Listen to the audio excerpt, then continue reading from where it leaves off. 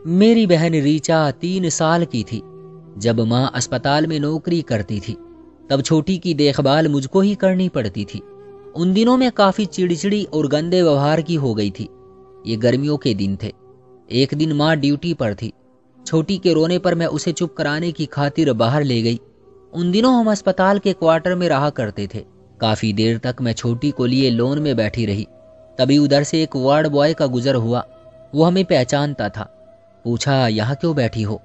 छोटी बीमार है और माँ ने इसको बच्चों के वार्ड में दाखिल कराया है। मैंने उसे बताया माँ की ड्यूटी जच्चा बच्चा वार्ड में लगी थी। वो 2-3 बार आकर हमें देख जाती थी। उस वार्ड बॉय का नाम मनीष था। कुछ दिन पहले ही अस्पताल में वार्ड बॉय के पद पर भर्ती हुआ था। माँ उसको थोड़ा बहुत ही जानती थी। मनीष ने अपनी ड्यूटी डॉक्टरों से कह सुनकर बच्चों के वार्ड में लगवा ली और मेरी बहन की देखभाल बहुत अच्छे से करने लगा। तभी माँ उसे अच्छा लड़का जानने लगी, मगर मैं समझ गई कि उसने अपनी ड्यूटी मेरी खातिर इस वार्ड में लगवाई है। एक दिन माँ ने उसको घर बुलाया। उसने बड़ी खुशी महसूस की।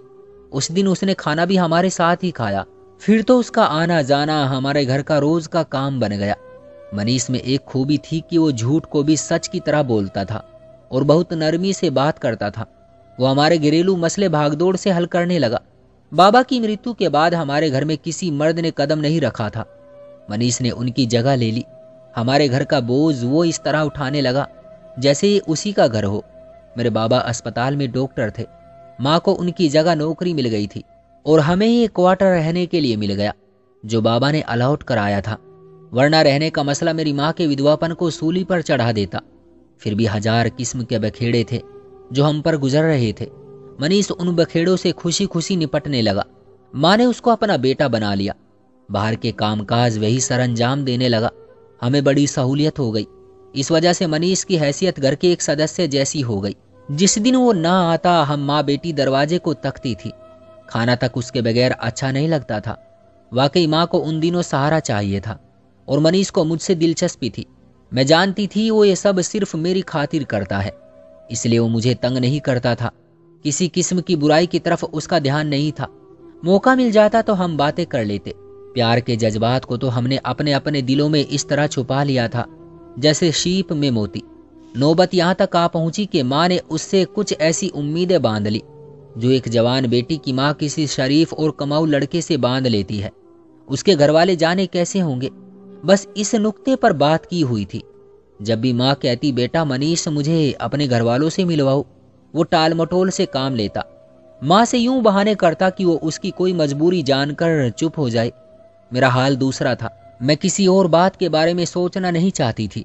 बस आंखें बंद करके चुपचाप इस आग में कूद जाना चाहती थी कि जिसको आतिशी इश्क कहते हैं। मुझे मनीष के सिवा कुछ नहीं चाहिए था। उसके अलावा मुझे कुछ नजर नहीं आता था। दिन रात उसी के ख्यालों में खोई आने वाले कल के बारे में ख्वाब बुनती थी। लगता था वो भी मेरे अलावा किसी और के बारे में नहीं सोचता। उन दिनों अपनी सारी तनख्वाह लाकर माँ के हाथ पर रख देता था और कहता था आंटी जी मेरा तो कोई संभालने वाला नहीं, आप ही ये रकम संभाल कर रखिए। कल कलाक मुझे अपना घर भी तो बसाना है, तब ये रुपया काम आएगा। जब कभी उसको मौका मिलता वो किचन में आ जाता और कहता लंबी लड़की सुन, तेरे बगैर जिंदगी गुजारने का ख्याल बड़ा तकलीफ दे है। तुम मुझे बहुत अच्छी लगती हो। कब मुझसे शादी करोगी? कब तुम मेरा घर आबाद करोगी? ये सुनकर मैं शर्मा जाती, चेहरा सुर्ख हो जाता। मैं भी तो यही चाहती थी कि उसके साथ घर बसाऊं।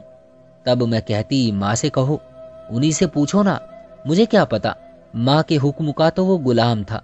वो हर वक्त इंतजार में रहता कि कब वो कोई काम बताए और वो दौड़ा जाए। इतना आज्ञाकारी दामाद पाकर माँ हर गम भूल सकती थी। मैं जो अभी 16 बरस की थी और उसको पहाड़ों जैसी लगती थी। मनीष से रिश्ता तय होने के बाद बिल्कुल हल्की फुल्की और बेवजन लगने लगी।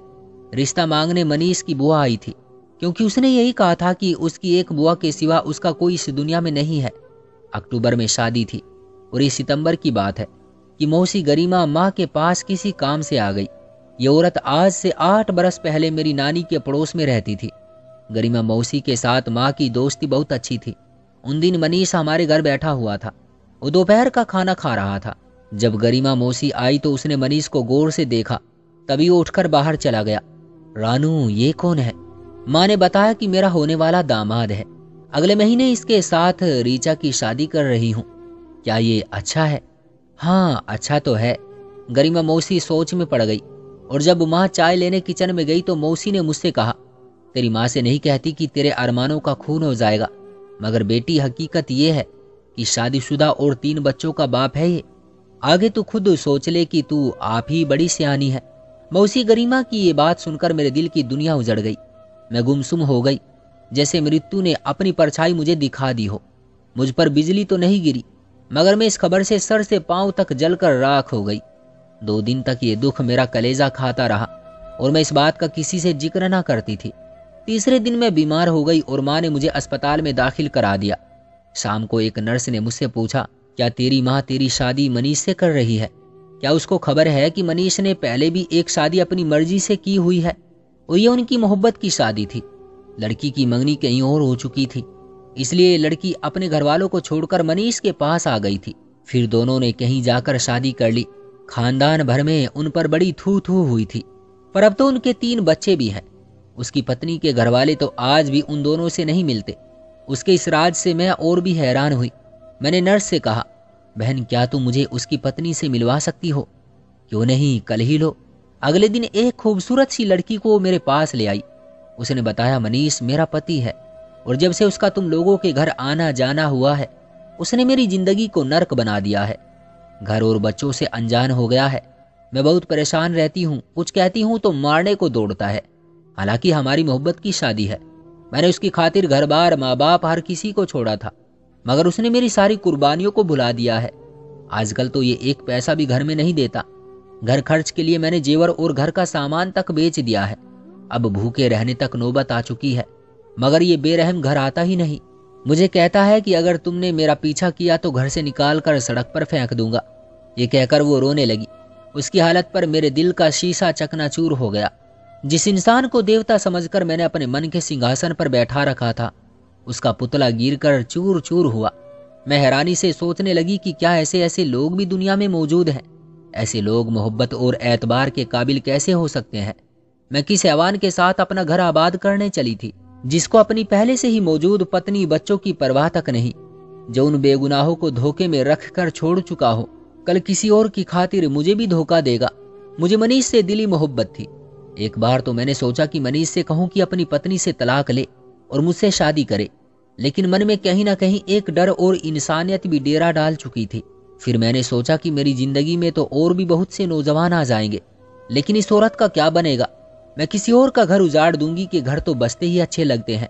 जो किसी का घर उजाड़ कर अपनी दुनिया बसा ले वो इंसान नहीं हो सकता। ये फैसला तब बहुत मुश्किल था, मगर मैंने ये फैसला कर लिया कि मैं मनीष को छोड़ दूंगी। उस औरत के आंसू मेरे दिल पर असर किए थे कि उन आंसुओं में सच्चाई की ताकत थी, जिसने मुझे उसके साथ एक बिना अनदेखे रिश्ते से बांध लिया था। चाहती तो मैं धोखाधड़ी के केस में मनीष को फंसा भी सकती थी, लेकिन उसकी पत्नी के आंसुओं ने मुझे मजबूर कर दिया। बस मनीष को समझाया कि आइंदा अगर मैंने उसके बारे में कोई गलत बात सुनी तो मुझसे बुरा कोई नहीं होगा। और उधर उसकी पत्नी से भी कहा कि अगर इस बार ये कोई ऐसी हरकत करे तो बस एक बार मुझे बता देना। मैं कमसिन थी मगर कम अकल नहीं थी। मनीष को दिलो जान से चाहती थी, मगर मैंने ये मुश्किल फैसला कर लिया। माँ को भी बता दिया कि ये धोखेबाज है। अब आए तो उसको घर में घुसने ना देना। कैसे बताऊं कि कितना दुख हुआ। आहिस्ता आहिस्ता ये जख्म भरने लगा। आखिर ईश्वर ने मुझे सब्र दे दिया। आज मुझे कोई गम नहीं है, बल्कि खुशी है कि ईश्वर ने मुझे एक धोखेबाज से समय रहते बचा लिया। सोचा करती थी कि परमात्मा मेरी तरह की सोच और सूझबूझ हर लड़की को दे, और वो ऐसे मर्दों के जाल में न फंसे जो अपना दिल खुश करने की खातिर दूसरों से उनकी खुशियां छीन लेते हैं, बल्कि अपने घर और औलाद तक से नाता तोड़ जाते हैं। दोस्तों, हमारे समाज में ऐसे और भी बहुत सारे लड़के हैं जो लड़कियों की जिंदगियों को उसी तरह तबाह करते हैं। लड़कों से यही गुजारिश करूंगा कि प्लीज किसी की जिंदगी ऐसे बर्बाद ना करें, और मैं लड़कियों से भी यही गुजारिश करूंगा कि वो किसी भी ऐसे लड़के पर बिना सोचे समझे यकीन न करें। अपनी और अपने घर वालों की जिंदगी को भी तबाह होने से बचाएं। उम्मीद है दोस्तों हमारी आज की ये कहानी भी आपको पसंद आई होगी। वीडियो को लाइक कर दीजिए और इसी तरह की और वीडियोज देखने के लिए चैनल को सब्सक्राइब कर लीजिए। मिलते हैं अगली वीडियो में, तब तक के लिए धन्यवाद।